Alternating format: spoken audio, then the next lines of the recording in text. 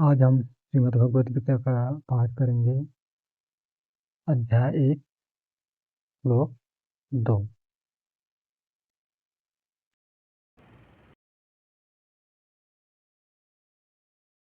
अध्याय 1 श्लोक 2।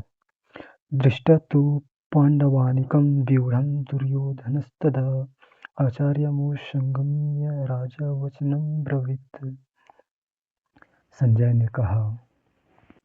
ने कहा, हे राजन, पांडव पुत्रों द्वारा सेना की व्यूह रचना देखकर राजा दुर्योधन अपने गुरु के पास गया और उसने ये शब्द कहे।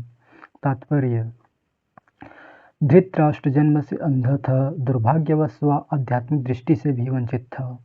वह यह भी जानता था कि उसी के समान उसके पुत्र भी धर्म के मामले में अंधे और उसे विश्वास था कि वे पांडवों के साथ कभी भी समझौता नहीं कर पाएंगे, क्योंकि पांचों पांडव जन्म से ही पवित्र थे। फिर भी उसे तीर्थ स्थान के प्रभाव के विषय में संदेह था।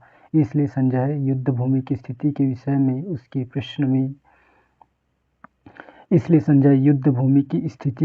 में उसके प्रश्न के मंतव्य को समझ गया। अतः वह निराश राजा को प्रोत्साहित करना चाह रहा था।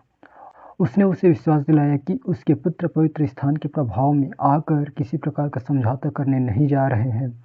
उसने राजन को बताया कि उसका पुत्र दुर्योधन पांडवों की सेना को देखकर तुरंत अपने सेनापति द्रोणाचार्य को वास्तविक स्थिति से अवगत कराने गया।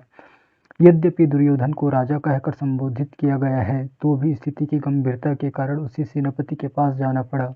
अतएव दुर्योधन राजनीतिज्ञ बनने के लिए सर्वथा उपयुक्त था। किंतु जब उसने पांडवों की व्यूह रचना देखी तो उसका यह कूटनीतिक व्यवहार उसके भय को छिपा न पाया।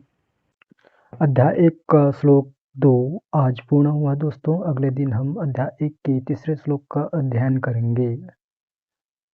Thank you. You are watching with Hitesh.